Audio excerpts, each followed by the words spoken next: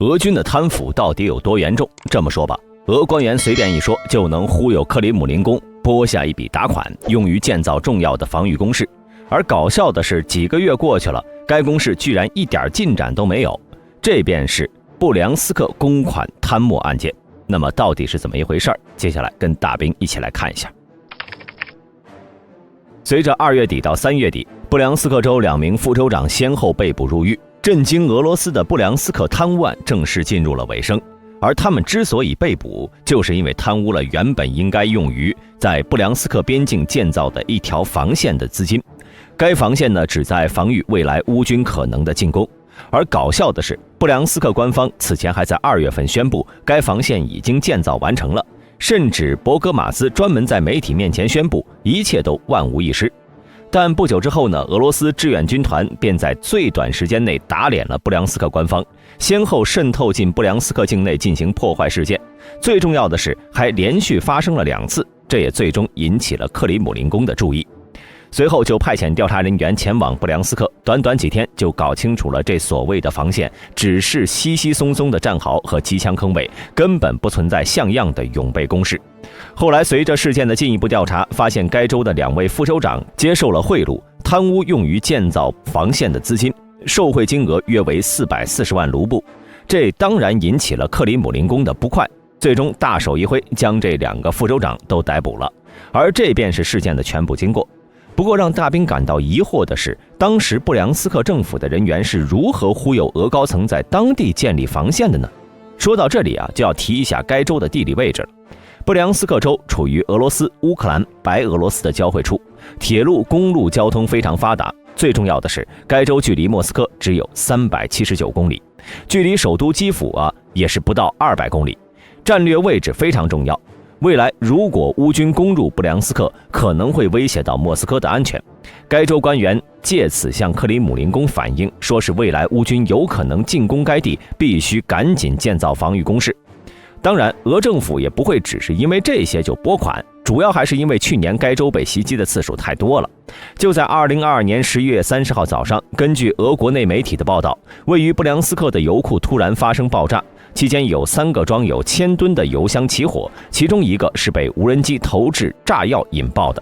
事后，布良斯克州长在表示，油库火灾导致了1800平方米的区域受损，超过80人参与紧急救援。随后，大火蔓延面积增长到了4000平方米。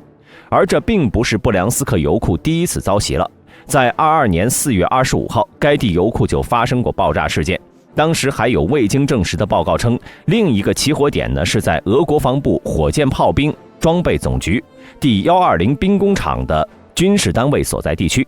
当时外界猜测是乌军特种部队所为的。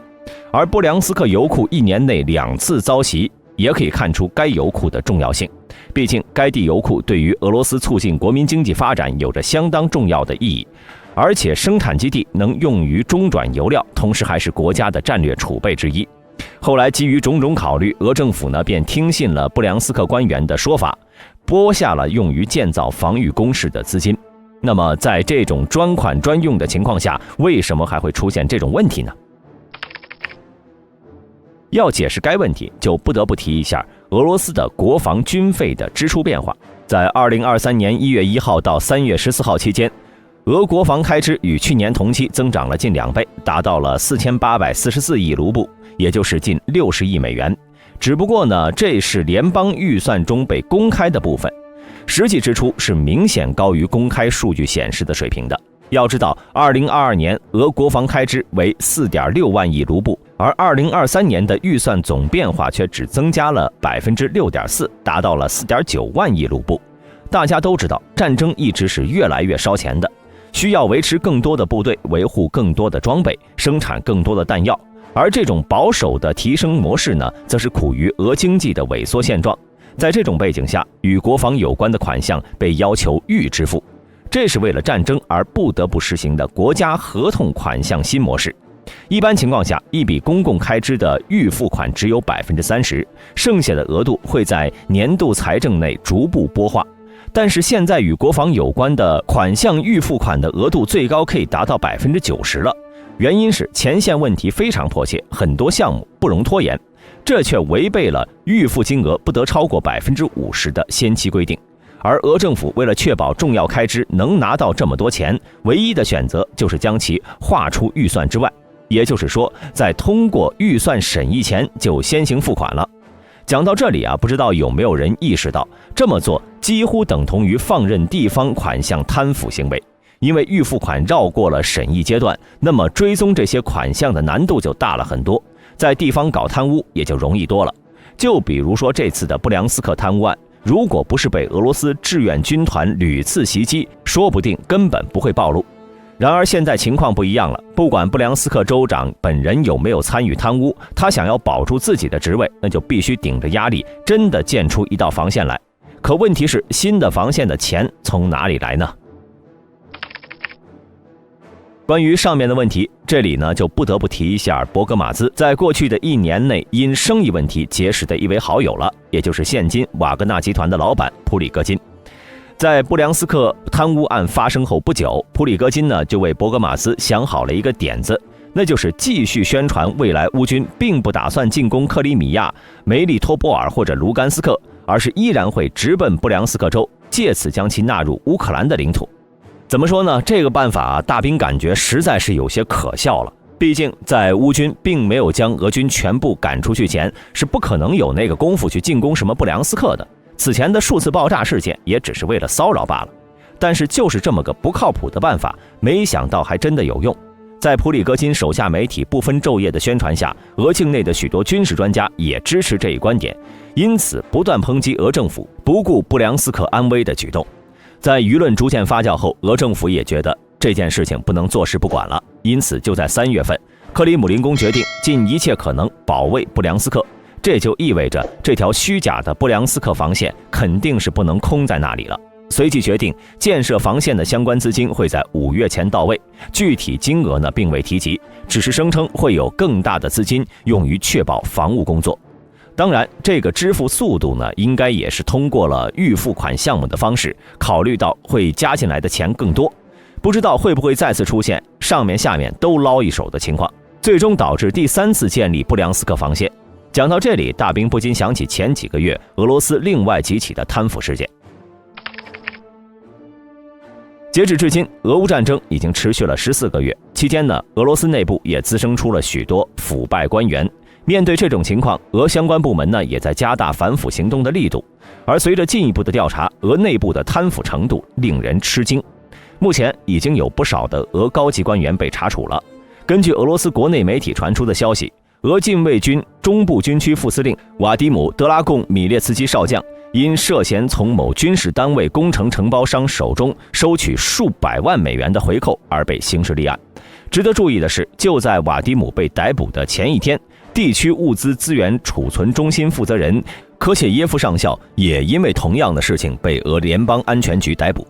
另外，根据此前俄联邦调查委员会负责人亚历山大·巴斯特里金的消息，近几年大约有 7.2 万名各类官员因为贪污罪在俄罗斯受审。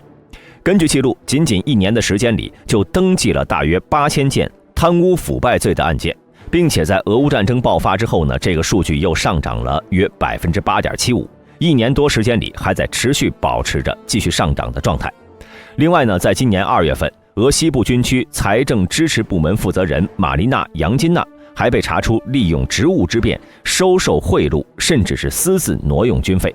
大兵上网查了一下她的履历，发现玛丽娜之前呢是在联邦税务局工作，并且还担任过圣彼得堡财产关系委员会副主席一职，最后加入了西部军区财政部门。可以说，她以往的工作职位基本上都是与财务、税务有关的岗位。而高层官员的贪污则是直接影响到了前线乌军的作战。大兵以前线俄军弹药匮乏为例，大家都知道的是，这段时间以来呢，虽然前线大批的俄军表示存在弹药匮乏问题，但一直都未能达到解决。而在前段时间，瓦格纳集团老板普里戈金曾喊话俄当局应尽快提供足够的弹药物资，以此保证前线瓦格纳士兵的日常所需。按照普里戈金所说的推断，俄方可能并没有按照瓦格纳申请的数额进行如数发放，每次都是缺斤少两，只有预定的80%左右。对此，俄国防部公开表示，在对瓦格纳的弹药供应上都是优先对待，并且也尽可能的满足瓦格纳的弹药需求。对比两方的话来看，很难不怀疑这其中呢是不是有人吃了回扣了，才导致前方弹药供应不足。当然，也有可能是被普里戈金吞了。另外，此前普里戈金还说到，之所以会出现弹药供应不足的问题，就是因为自己得罪了俄政府的某些高层，他们动用职务之便克扣了瓦格纳的弹药。如果普里戈金所说的情况属实的话，那么这个贪污体系可能有着很多高级官员在暗中操作。这里大兵就想到了俄现任国防部长，在谢尔久科夫下台之后呢，普京随即任命谢尔盖绍伊古成为新一任的国防部长。而绍伊古作为现今俄乌战争的策划者之一，当时一度被认为是两手干净的胶合板将军。但是好景不长，仅任职3年后，俄反对派活动家阿列克谢·纳瓦尔尼就揭露出绍伊古在莫斯科郊外拥有着一座价值1800万美元的豪宅，是以他女儿的名义注册的，而绍伊古的年薪仅是12万美元。当然，不只是官员贪污，俄军士兵也在想尽办法的捞外快。